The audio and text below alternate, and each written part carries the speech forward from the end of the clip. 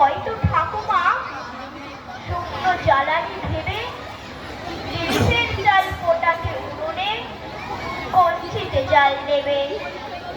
নয়তো কখনো পতাকাটাকে দেখে ভেবে কাপড়ের ফালি খুলে দিয়ে চুপি মা দেবে সবার ছেঁড়া কাঁথাটাই তালি। ঘুরে গিয়ে খোকা স্কুলে বলে পতাকাটা